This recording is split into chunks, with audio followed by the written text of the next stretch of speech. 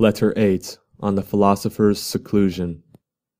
Do you bid me, you say, shun the throng, and withdraw from men, and be content with my own conscience? Where are the counsels of your school, which order a man to die in the midst of active work?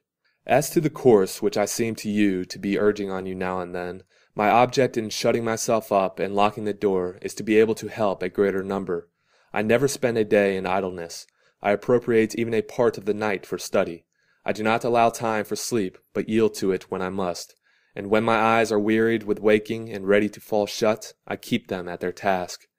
I have withdrawn not only from men, but from affairs, especially from my own affairs. I am working for later generations, writing down some ideas that may be of assistance to them. There are certain wholesome counsels which may be compared to prescriptions of useful drugs. These I am putting into writing, for I have found them helpful in ministering to my own sores, which, if not wholly cured, have at any rate ceased to spread. I point other men to the right path, which I have found late in life, when wearied with wandering. I cry out to them, avoid whatever pleases the throng, avoid the gifts of chance, halt before every good which chance brings to you, in a spirit of doubt and fear, for it is the dumb animals and fish that are deceived by tempting hopes. Do you call these things the gifts of fortune? They are snares.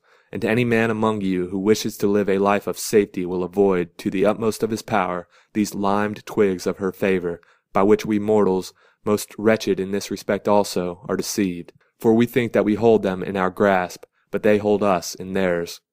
Such a career leads us into precipitous ways, and life on such heights ends in a fall. Moreover, we cannot even stand up against prosperity when she begins to drive us to leeward. Nor can we go down either with the ship at least on her course, or once for all. Fortune does not capsize us, she plunges our bows under, and dashes us on the rocks. Hold fast, then, to this sound and wholesome rule of life, that you indulge the body only so far as is needful for good health. The body should be treated more rigorously, that it may not be disobedient to the mind. Eat merely to relieve your hunger, drink merely to quench your thirst, dress merely to keep out the cold. House yourself merely as a protection against personal discomfort.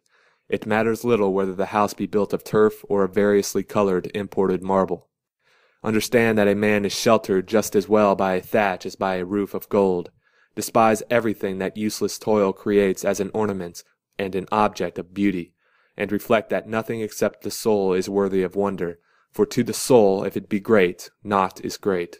When I commune in such terms with myself and with future generations, do you not think that I am doing more good than when I appear as counsel in court, or stamp my seal upon a will, or lend my assistance in the Senate by word or action to a candidate? Believe me, those who seem to be busied with nothing are busied with greater tasks. They are dealing at the same time with things mortal and things immortal.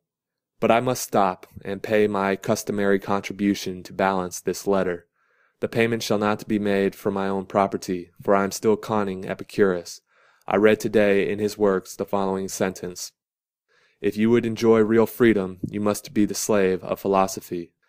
The man who submits and surrenders himself to her is not kept waiting, he is emancipated on the spot, for the very service of philosophy is freedom. It is likely that you will ask me why I quote so many of Epicurus's noble words instead of words taken from our own school.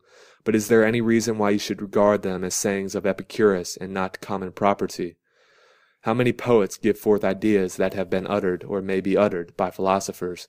I need not touch upon the tragedians and our writers of national drama, for these last are also somewhat serious and stand halfway between comedy and tragedy. What a quantity of sagacious verses lie buried in the mime! How many of Publius's lines are worthy of being spoken by buskin-clad actors as well as by wearers of the slipper?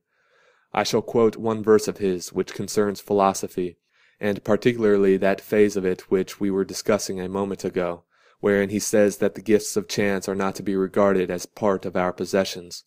Quote, "Still alien is whatever you have gained by coveting." End quote. I recall that you yourself expressed this idea much more happily and concisely. Quote, "What chance has made yours is not really yours." End quote. And a third spoken by you still more happily shall not be omitted. Quote, "The good that could be given can be removed." End quote.